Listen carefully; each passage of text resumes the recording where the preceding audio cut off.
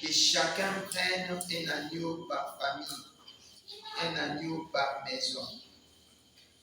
Et si la maison est trop peu nombreuse pour un agneau, tu le prennes en commun avec son plus proche voisin, en tenant compte du nombre des personnes. Vous compterez chaque personne selon ce qu'elle peut manger de l'agneau. Votre agneau doit être sans défaut. Mâle, âgé d'1 an, vous prendrez soit un agneau, soit un chevreau, et vous le mettrez en réserve jusqu'au 14 de ce mois. La totalité de l'assemblée de la communauté d'Israël l'immolera dans la soirée. 7.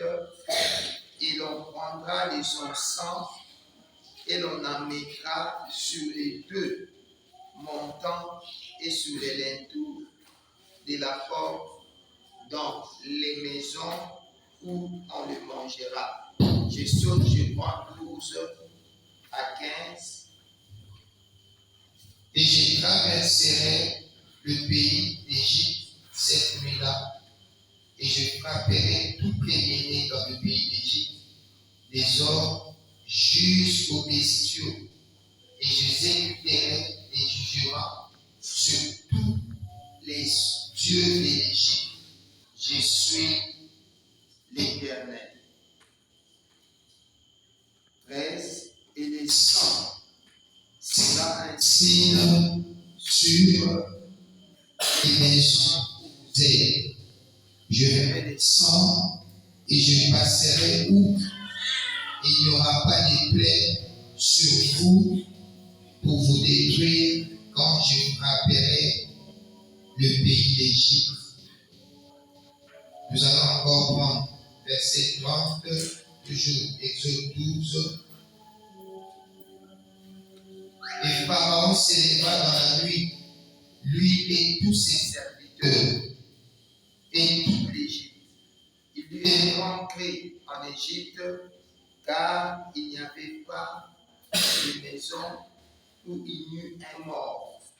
Et il appela Moïse et Aaron pendant la nuit et leur dit: levez-vous, sortez du milieu de mon peuple, et vous et les fils d'Israël, et allez servir l'Éternel comme vous l'avez dit. Prenez votre bétail, gros et petit, comme vous l'avez dit, et allez, et vous bénissez-moi. Et les Égyptiens pressaient le peuple, c'est hâtant de les renvoyer du pays, car ils disaient: nous sommes tous morts. Et le peuple, emportant sa part, avant qu'elle fût levée, leurs mains serrées dans leurs manteaux et sur leurs épaules. On peut s'arrêter là. Bien, ce matin, comme je disais, nous allons parler d'un thème intitulé Exode. Et je j'aimerais revenir à notre premier passage, parce que c'est ce passage-là qui va donner naissance au second, ce que nous venons de lire. Il n'y a pas d'Exode dans sa pratique sans la promesse faite dans Genèse chapitre 15. Et là, nous voyons Dieu en train de sceller une alliance avec un homme du nom d'Abraham. Pourquoi cette alliance? C'était pour confirmer la promesse que Dieu avait faite à Abraham. Déjà dans Genèse chapitre 12, lorsqu'il va rencontrer Abraham, il lui demande de quitter la Mésopotamie, la nation, sa nation, la nation de son père, d'aller là où il va l'indiquer. Et derrière cette rencontre, ou encore cette vocation, cet appel, c'est caché une promesse. Il a accompagné cette vocation d'une promesse. Et la promesse était qu'il va lui donner une postérité. Là, nous sommes dans Genèse 12, verset 2, verset 7, ça parle de ça. Et dans Genèse 13, c'est Dieu qui revient encore avec la même promesse. Déjà, la première n'a pas été réalisée, mais Dieu revient encore avec de mêmes paroles, de mêmes promesses. Là, nous sommes dans Genèse chapitre 13. Et c'était dans une circonstance où Abraham venait de se séparer de son neveu Lot. Lorsqu'il va se séparer, parce qu'il y avait conflit entre Abraham et Lot, à cause de la terre qu'ils occupaient, la terre était devenue tellement étroite, petite, qu'il y avait maintenant, chacun avait des bétails, tout ça. On ne savait pas comment se départager. Il fallait qu'il y ait séparation. Et lorsque la séparation va arriver, Dieu se révèle encore pour la deuxième fois à Abraham pour lui parler de tout de ce qu'il avait dit dans Genèse chapitre 12, de 2 à 7. Et là où nous avons lu, dans Genèse chapitre 15, nous voyons cette fois-ci Dieu venir non pas promettre, mais confirmer cette promesse. Cette fois-ci par une alliance. C'est comme je te promets 10 000 francs. J'ai dit je vais te donner 10 000 francs. Après 2 semaines, je reviens. Attends, je te donnerai 10 000 francs. Un mois après, j'ai dit pour que tu sois sûr que je vais te donner 10 000 francs par mon téléphone. Le jour où je te donnerai 10 000 francs, tu me remets mon téléphone. Je donne cet exemple pour que nous comprenions. Le Seigneur a fait la promesse à Abraham à 2 reprises. La même promesse. Et après, il revient cette fois-ci pour confirmer. Dans une version, il utilisait le verbe ratifier, c'est-à-dire approuver, confirmer la promesse. Et comment il va confirmer ça au moyen d'une alliance?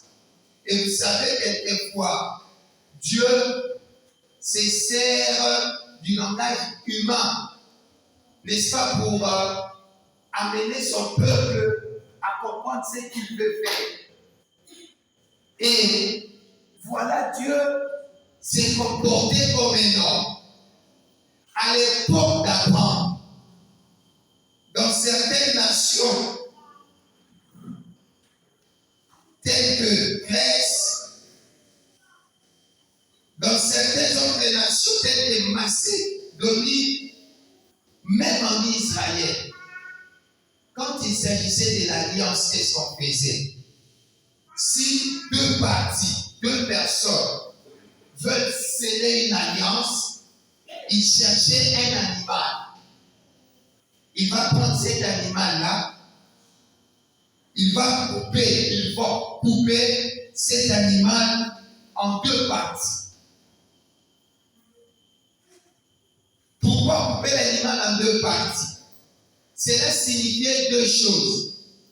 La première des choses, ça signifiait que désormais, toi et moi, nous formons une seule personne. De la même manière que cet animal qui est coupé en 2, avant était un seul corps. De la même manière, nous deux, nous formons une seule personne. Parce que dans le contrat, dans l'alliance, il y avait la notion d'unité. Nous allons parler le même langage. Ton oui sera mon oui. Ton Dieu sera mon Dieu. C'était cette pratique-là. Et plus tard, vous allez remarquer, il y a une femme qu'on appelle Ruth. Lorsqu'il s'attache à Naomi, et quand Naomi voulait accepter Ruth, c'est dit à Naomi, non, ne me presse pas de me séparer de toi. Donc Dieu sera mon Dieu. Où tu iras, j'irai. C'était ça un peu l'esprit de l'alliance. L'esprit de contrat. Lorsqu'on scelle un contrat, de deux parties, nous formons un. Ça, c'est la première signification. Le premier sens de ces gestes. Le deuxième sens, c'était pour sécuriser l'alliance. Pour sécuriser les contrats. C'est-à-dire, lorsqu'on coupait par deux un animal, chacun des parties devait comprendre que c'est lui qui va rompre l'alliance. Le sort de cet animal sera son sort. De la même manière que l'animal est tué, toi aussi, parce que tu vas violer l'alliance, tu subiras la même chose. Et voilà, Dieu s'est comporté comme un homme avec Abraham. Il dit à Abraham, prends un génisse de 3 ans, prends un bélier de 3 ans, prends une chèvre de 3 ans, prends également une tourterelle et un jeune pigeon. Il lui dit, coupez ces animaux, en dehors des oiseaux qu'il n'a pas coupés, coupez ces animaux en deux. Et Abraham, vivant dans un contexte d'alliance, il comprenait déjà de quoi il s'agissait. Il comprenait que Dieu est en train de sceller une alliance avec moi. C'est-à-dire, dans cette alliance, moi, Abraham et Dieu, nous formons un. Et le jour où moi, Abraham, je vais violer cette alliance, je subirai le même sort.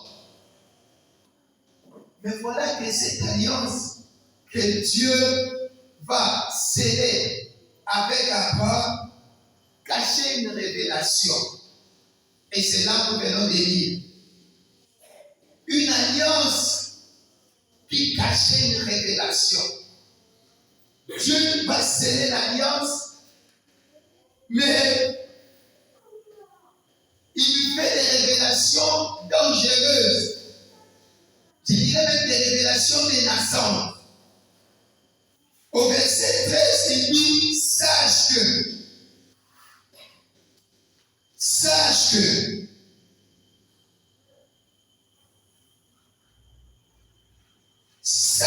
bien. C'est comme si il voulait mettre Abraham en garde. Ce n'est pas parce qu'il y a une alliance avec toi que tout sera facile. Ce n'est pas parce que tu as maintenant moi Dieu comme allié que tu vas tout ramasser. Que tout sera comme sur un tapis rouge. C'est vrai, Abraham, je deviens ton allié, mais fais attention. Regarde ce qui t'attend. Il parle de sa postérité. Ta postérité sera étrangère dans une terre qui ne leur appartient pas. Comment notre Dieu? Comment tu viens de nouer une alliance avec moi? Mais le premier ou la première retombée de cette alliance, c'est déjà une postérité qui va se retrouver captive quelque part. Comment cela? Je vais ouvrir une parenthèse bien-aimée. Et là, je m'adresse à quelqu'un. Vous savez, lorsque Dieu scelle une alliance avec toi, c'est bien. Lorsque Dieu te rencontre, c'est bien. Souvent, nous avons comme l'impression que parce que Dieu m'a rencontré, Dieu m'a parlé, il n'y aura plus de souffrances, il n'y aura plus de difficultés, j'aurai tout facilement. Alors qu'en réalité, ce n'est pas ça. Le Seigneur rencontre Abraham et la première nouvelle qu'il lui dit, c'est sa postérité. C'est-à-dire, tous ceux-là qui vont descendre d'Abraham, et avoir par là voir les gens qui vont porter son sang. Ta postérité sera en captivité, esclave quelque part.